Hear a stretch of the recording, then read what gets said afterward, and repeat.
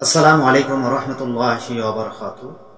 প্রিয় দ্বীনি ইসলাম দরদি ভাই এবং বোনেরা, আমারা জানেরা, বর্তমানে যারা ছেলে অথবা মেয়েকে নিয়ে খুব চিন্তিত রয়েছেন, আজকে আজকে আলোচনা করব ওই সকল বাচ্চাদেরকে নিয়ে যাদের ছেলে অথবা মেয়ে ভালো করে পড়তে পারে না, যাদের মেধাশক্তি কম, যারা পড়াশোনায় খুবই অলস, তাদের জন্য এই আমলটি, আজকের আমলটি যদি ওই সকল মা এবং বোনেরা তাদের সন্তানকে নিয়ে যারা পেরেশানিতে রয়েছেন, তারা যদি আমলটি করেন, অবশ্যই আপনার সন্তান, আপনার ছেলে অথবা মেয়ে সঠিক লাইনে আসবে। তারা পড়াশোনার মধ্যে মনোযোগ দেবে এবং তারা পড়াশোনায় তাদের স্মৃতিশক্তি বৃদ্ধি হবে, তারা মনোযোগ দিয়ে পড়তে পারবে এবং তাদের পড়া মুখস্থ থাকবে।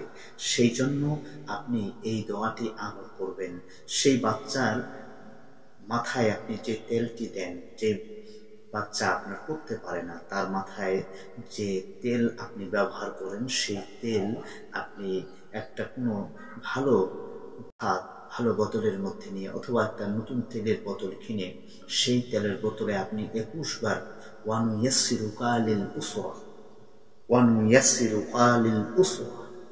কোরআনুল কারীমের এই আয়াত, ছোট্ট এই আয়াতটি আপনি 21 বার পড়বেন। 21 বার পরে দরুদে ইব্রাহিম একবার পড়বেন, পরে আপনি সেখানে দম করে দেবেন আর সেই সন্তানকে 21 দিন পর্যন্ত সেই তেলটি ব্যবহার করাবেন। ইনশাআল্লাহ আপনার ছেলের মেধা খুলে যাবে। আল্লাহ যদি চায়, আল্লাহ দয়া করলে পরে আপনার ছেলে ভালো জায়গায় পৌঁছাতে পারে, তার স্মৃতিশক্তি বৃদ্ধি হবে ইনশাআল্লাহ। আমলটি করুন, অবশ্যই এর ফলাফল পাবেন আর কমেন্টের মধ্যে জানাবেন। আসসালামু আলাইকুম ওয়া রাহমাতুল্লাহ।